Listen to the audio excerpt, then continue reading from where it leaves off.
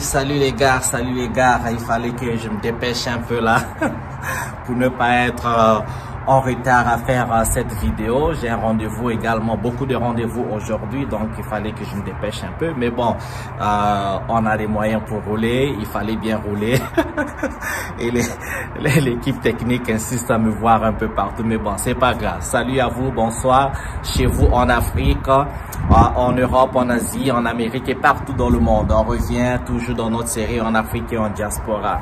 Ok, moi c'est Bibene. Pour cette vidéo, je vous emmène dans le secteur de la responsabilité. Alors, qu'est-ce que je vais dire par la responsabilité? Vous savez, beaucoup d'Africains, nous aimons bien, moi je suis africain, nous aimons bien parler du mal que les colonisateurs nous ont fait, ou bien les Occidentaux, les Occidentaux ont fait en Afrique. Ça on comprend. S'il faut partir depuis l'esclavage, partir de la colonisation, l'occupation de l'Afrique et l'exploitation de l'Afrique avec tout ce qui va avec, on comprend bien que nous sommes dans un système de prédation parce que le loup ne verra l'agneau que comme une proie, parce que ici il s'agit de la survie, ok? Mais bon, c'est peut-être un autre sujet, mais on va parler aujourd'hui de la responsabilité de nous Africains. Quelles sont nos responsabilités en face de ce qui nous arrive, en face de la précarité de la vie de beaucoup de populations africaines? Quelles sont nos responsabilités? Ok, quelle est notre part donc de fardeau, ce qu'on doit porter, ou encore de fardeau duquel nous devons nous débarrasser pour faire évoluer et pour développer le continent africain? Eh bien, je vais citer un nombre de points. Parmi les points que je vais développer aujourd'hui, s'il y en a d'autres qui arrivent, je vais les énumérer comme ça. On parlera d'abord, de la corruption, on parlera du tribalisme, on parlera des fuites des capitaux, on parlera aussi des fuites des cerveaux, et encore on va parler de la sorcellerie. Est-ce qu'il y a un point que je rate là? Bon, je vais peut-être en ajouter un ou deux. Parlons de la corruption. Vous savez que la corruption est un virus. Un pays, une nation qui connaît la corruption est une nation qui aura toujours du mal à aller de l'avant. Parce que moi qui viens du Congo à Brazzaville, j'assiste à des niveaux de corruption incroyables quand même. La corruption est tombée à des niveaux très bas que ça devient très incompréhensible. Eh bien, je ne vais pas vous définir la corruption. Vous savez déjà, hein, graisser la patte, pour obtenir un service, il faut donner de l'argent surplus. Obtenir un document dans un bureau, dans une administration, il faut donner l'argent surplus. Et même quand vous donnez l'argent surplus, c'est pas toujours garanti que vous aurez la signature, le document escompté. Sinon, il y aura des dossiers. Un dossier perdu un jour, un dossier perdu un autre jour. Il faut redonner beaucoup d'argent surplus avoir donc le document. Donc c'est vraiment stressant d'aller dans les administrations, parce que quand vous ne connaissez pas quelqu'un, et surtout encore le mal c'est ça, vous ne connaissez pas quelqu'un, vous n'êtes pas dans le réseau, vous ne connaissez personne, il faut toujours donner de l'argent en surplus et parfois même le double. Les incarner, avoir une carte nationale d'identité, c'est quasiment impossible. Avoir un passeport, c'est oulala, il faut payer. Donc un passeport, si le prix initial c'est 30 000 francs, vous vous retrouvez à payer 150 000 francs, 200 000 francs. Et aujourd'hui même à l'acte de naissance, avoir l'acte de naissance, vous avez l'acte de naissance de l'enfant, vous avez le papier original, et bien faut pas le perdre. Si vous perdez l'acte de naissance pour avoir ne fût-ce que le duplicata, je vous dis les gars, c'est quasiment mission impossible. Vous allez payer pour quelque chose qui coûte 1200 francs CFA, eh bien vous vous retrouvez à payer 15 000, 20 000 francs. Et c'est pas toujours garanti. Avoir le boulot aujourd'hui, l'emploi, ok? Peut-être ça c'est notre point. bel emploi, il faut connaître quelqu'un ou il faut donner de l'argent. Il n'y a pas une telle chose que faire entrer, à faire une application, faites la demande d'emploi et attendre le résultat. Non, non, non, non, non. Même pour avoir un poste de planton, même pour nettoyer les chiottes, même pour nettoyer un bureau, il faut donner de l'argent. Donc la corruption est un virus qui gangrène, qui est vraiment en train de faire chuter nos pays à des niveaux très très bas. Et alors je vais parler maintenant du tribalisme. C'est très malheureux, c'est très fâcheux. Nous savons que la richesse de l'Afrique, c'est sa diversité culturelle, c'est sa diversité ethnique.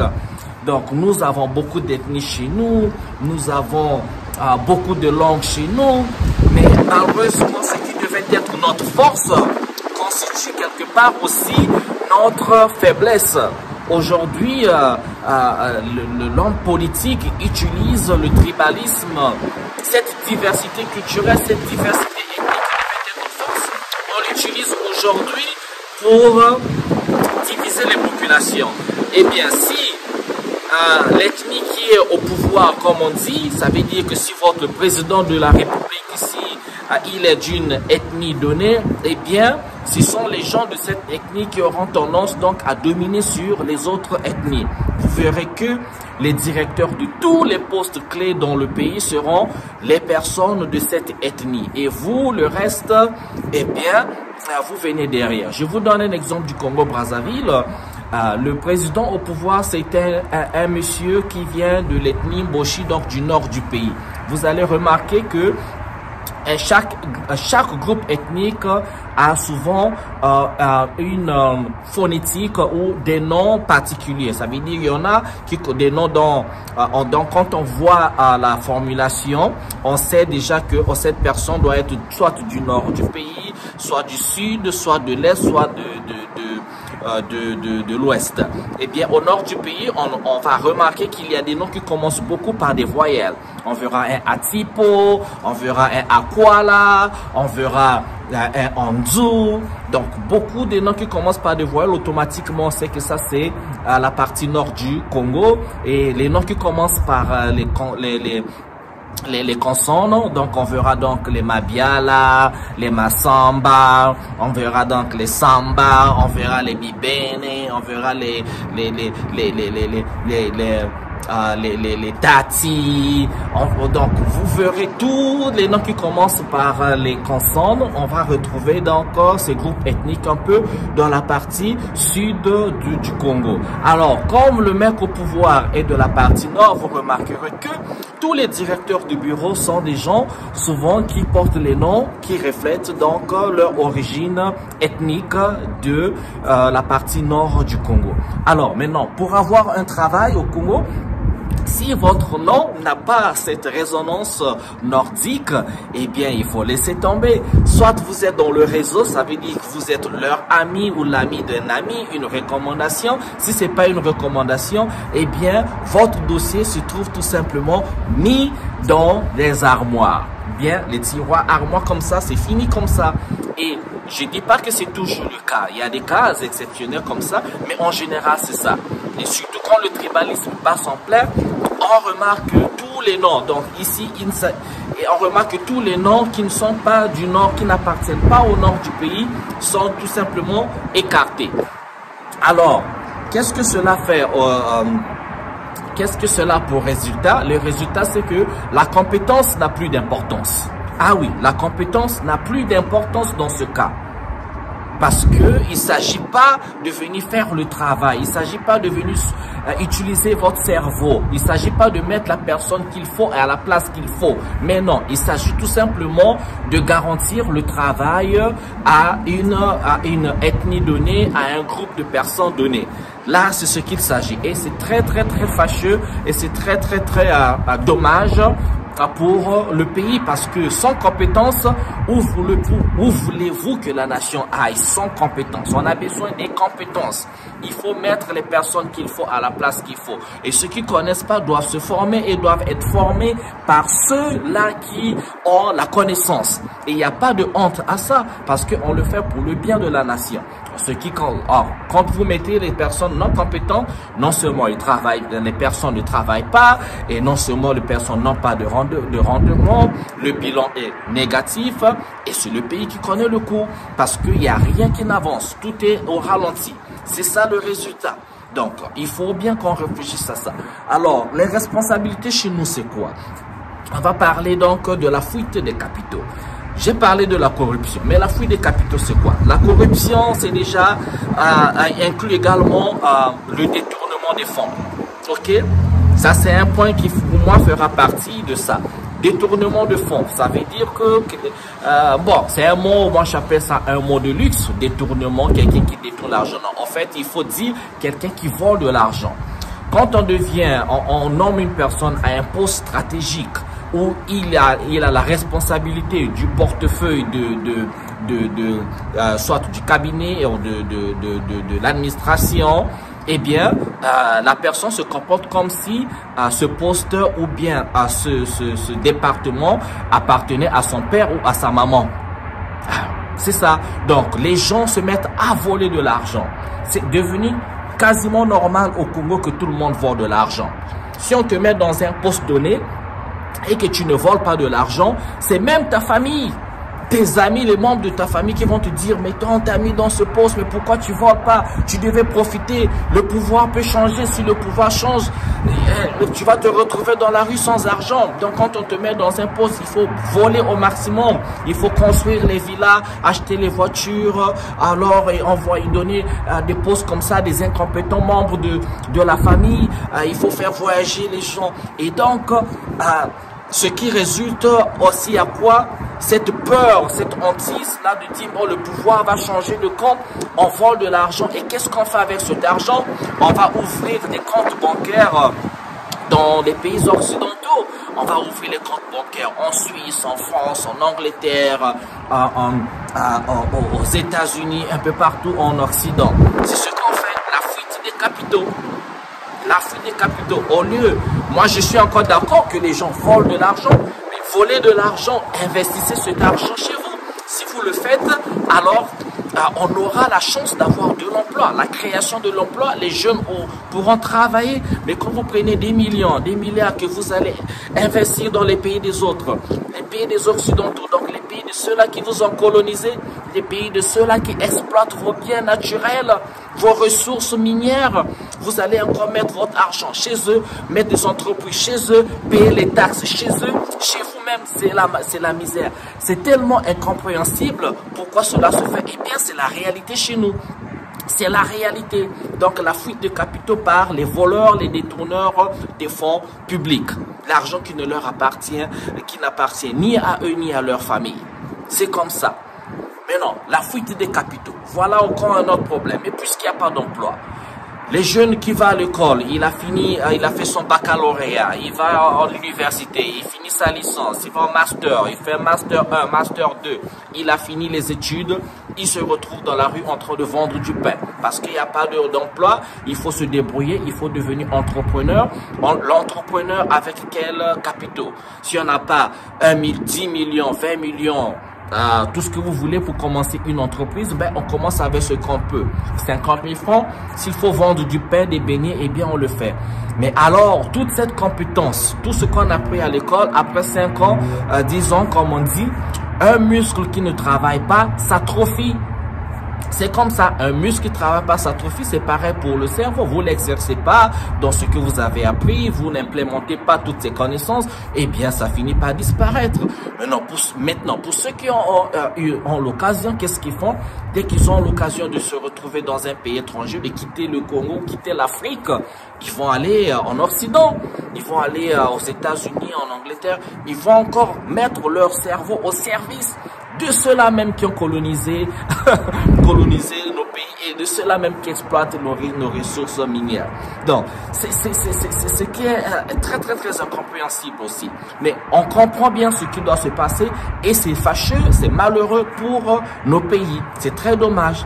Donc, on voit la fuite des cerveaux parce qu'il n'y a pas d'emploi. Mais les gens doivent manger, les gens doivent vivre et non survivre. Les gens doivent commencer à supporter leur famille. Les gens veulent construire des maisons, vivre dans une maison décente, avoir aussi une voiture qui est juste un moyen de transport. Comme moi, je suis arrivé ici pour faire ma vidéo dans une voiture qui est juste un moyen de transport. Voilà raison pour laquelle vous voyez la voiture. Moyen de transport, et c'est tout le monde qui devait avoir un moyen de transport décent et vivre décemment. Ça, c'est comme ça. Bon, la fuite des capitaux qui donc constitue également un frein à nos développements. Donc ça aussi, ce sont des genres de responsabilités qui nous incombent à nous, Africains, à nous, Congolais. Ça nous incombe à nous parce que si on ne peut pas pallier à ça, eh bien, on ne fera jamais nos pays se développer parce que qui peut développer le pays, qui peut développer l'Afrique en dehors des Africains? Personne d'autre ne le fera. Il n'y a que les Africains qui peuvent le faire. Alors pour le faire, on a besoin de tous les cerveaux africains. Vous verrez qu'il y a beaucoup aux États-Unis, par exemple, vous verrez ceux qui sont dans le domaine de la santé, le domaine médical, je pense, c'est beaucoup d'Africains. Ouais, il y a plus de docteurs ghanéens aux États-Unis qu'au Ghana. Nigériens, Libériens. Nommez le pays. Vous allez voir beaucoup d'Africains qui travaillent dans le domaine médical aux États-Unis. Ils sont même dans le domaine scientifique. Dans la Silicon Valley en Californie, ils sont scientifiques. Ils sont ingénieurs. Mais ils sont nombreux qui sont en Occident, qui travaillent pour le compte des Occidentaux, qui paient les taxes en Occident, mais pas en Afrique. Pas en Afrique. Vous ne les voyez peut-être pas à la télé, mais ils sont nombreux, les Africains qui font fonctionner l'économie occidentale. Ils sont nombreux. Et c'est un vrai gâchis, une vraie perte pour l'Afrique. Une vraie perte pour l'Afrique, les gars. Une vraie perte pour l'Afrique. Donc, quelles sont les responsabilités? Eh bien, nos responsabilités, pour ceux qui sont en haut là-bas, de faire en sorte que nous utilisions les cerveaux africains, les cerveaux des filles et fils de l'Afrique, parce qu'il n'y a que nous qui pouvons développer.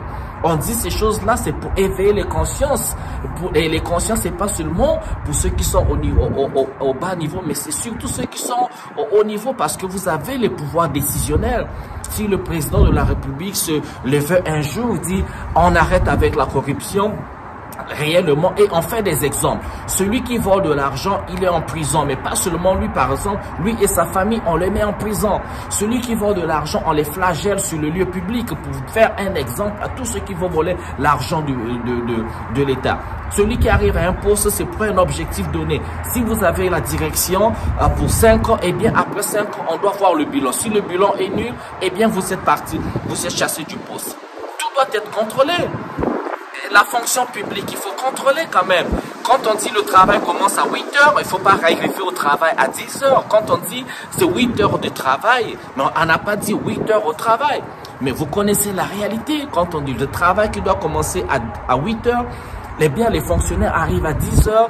Dès qu'il est 13 heures midi, c'est la pause, ils sont partis. Ils prennent des pauses de 2 heures du temps, 3 heures du temps, des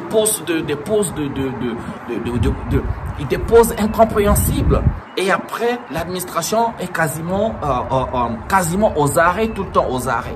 Et il doit y avoir ce qu'on appelle en anglais accountability, donc le sens de responsabilité, et rendre coupables et responsables ceux qui ne répondent pas de leur contrat comme il faut. C'est ça qu'il faut qu'on peut développer. Hein? Et quand on dit les budgets sont votés, mais eh bien il faut qu'il y ait un système de suivi. Budget dans tous les secteurs, budget dans tous les départements, budget d'entretien également. Quand on dit la ville doit être propre, eh bien, il faut qu'il y ait quelqu'un qui doit suivre. Nous avons les marchés qui sont sales, mais où est le service de santé? Il faut que quelqu'un fasse le travail, parce que si personne ne fait le travail, il n'y aura pas de miracle. Il n'y aura pas un Dieu, un Jésus, un Mahomet je sais pas, selon votre religion, vos croyances spirituelles, il n'y aura pas de miracle, les gars. Parce que Dieu nous a donné le cerveau, la nature nous a donné le cerveau pour réfléchir. Alors c'est comme ça qu'on peut faire réfléchir, utiliser ce cerveau pour rendre la ville propre, pour faire avancer tous les secteurs, et à bâtir nos hôpitaux, nos écoles, parce que l'école, attends, l'éducation quand même, les gars, il n'y a pas de futur pour une nation sans éducation. Il n'y a pas de futur d'une nation sans la santé. Il faut élever l'espérance de vie quand même. Hein? Il faut le faire. Bon, le dernier point, ce sera la sorcellerie. Ok, nous venons d'Afrique, on est quelque peu toujours superstitieux. Ok, superstitieux parce que, ben, bien, vous savez, hein, je ne vais pas définir la sorcellerie pour cette vidéo, mais vous savez de quoi je parle.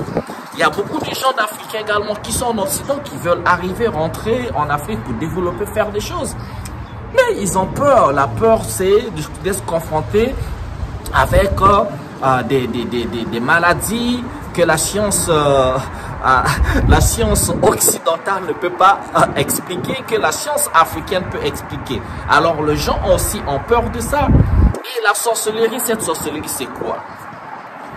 Quelle que soit sa définition, je ne suis pas là pour la définir, je me dis, ceux qui ont cette science de mystique, les sciences mystiques et autres, mais pourquoi vous n'utilisez pas ces sciences-là pour développer vos nations?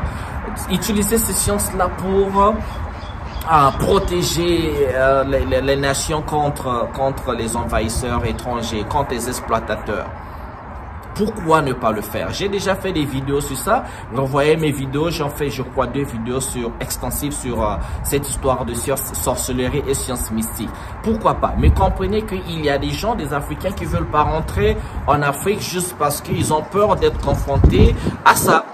Ils ont peur qu'on leur jette un sort, qu'on leur mette du poison, parce que la sorcellerie, c'est aussi ça, le poison, ce mauvais cœur, ne pas vouloir voir l'autre avancer, ne pas donner les opportunités à faciliter l'entreprise de la personne qui l'établit d'avancer sans pourtant y mettre une mainmise noire. C'est ça aussi. Bon, j'ai fait une vidéo assez longue aujourd'hui, donc je veux réitérer tous ces points-là, c'est pour nous ramener à notre responsabilité, parce que moi je crois que même si l'Occident exploite l'Afrique, mais les miettes qui nous reviennent, qu'est-ce qu'on en fait? Parce que ce n'est pas le blanc qui nous empêche de ne pas construire des hôpitaux, pas du tout. Construire les routes, ce n'est pas un Chinois, ce n'est pas un Français, un Américain qui nous empêche de construire les routes, les ponts, pas du tout. Quand nous avons les rues qui sont sales, quand nous avons des marchés sales, il n'y a pas de salubrité. Est-ce que ça c'est la faute de l'homme de l'Occident? Mais pas du tout. Ça, ce sont les responsabilités. Il y a une mare d'eau sale devant ta parcelle. Tu ne prends pas le temps de faire sécher la mare d'eau. C'est la responsabilité de qui? Il y a un trou qui se forme dans la rue. Vous voyez que les jeunes surtout les jeunes sont désœuvrés, il n'y a pas de boulot. C'est là qu'on devait profiter en fait. Il y a un trou dans la rue, mais prenez de la terre, prenez des pierres. Comme on dit, on a perdu ce côté, cet esprit collectif. Où on travaille ensemble. Eh bien, s'il y a un trou qui se forme, bouchez le trou. Mais on arrête, on assiste, on attend que le tout s'agrandisse, et jusqu'à ce que la route devienne impraticable. Là où le bus devait rentrer, le taxi devait rentrer pour vous rendre service, eh bien, il doit faire des détours, et surtout quand il pleut, c'est le pire. Plus de taxi, plus de bus dans votre quartier, vous devez marcher à pied, et c'est la misère. Est-ce que c'est la responsabilité d'un étranger, ça? C'est notre responsabilité. Donc, c'est ça aussi. Les gouvernements devaient composer avec les populations. Les chefs du quartier font quoi? Les députés font quoi? Les sénateurs font quoi? Les maires, les maires font quoi? Les ministres. Il y a tellement de choses, tellement de postes. On se retrouve avec un gouvernement avec une pléthore de ministres, des députés, des généraux, des colonels. Il y a tellement de monde, les capitaines, ils sont nombreux, mais on ne comprend pas leur rôle. C'est quoi? Qu'est-ce qu'ils font pour faire avancer les affaires de la nation? Chacun dans son département, chacun dans son secteur. On ne fait pas la critique ici, là, on prend juste nos responsabilités. Si chacun pouvait faire un minimum du travail dans son secteur, sans être voleur, sans se soucier juste de sa famille et autres, mais plutôt de la nation, des valeurs, les valeurs de notre pays, on verra que la nation avance et l'Afrique qui avance. C'est comme ça. Nous, on doit prendre nos responsabilités. Voilà, c'était ma vidéo pour aujourd'hui. Merci de m'avoir regardé.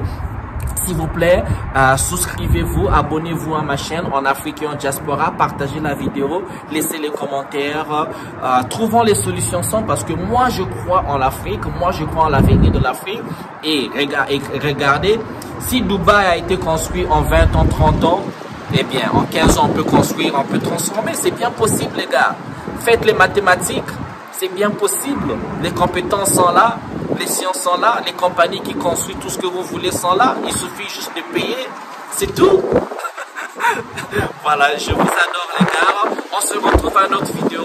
Pour l'instant, je vous souhaite bien le bonheur chez vous. Ciao, ciao.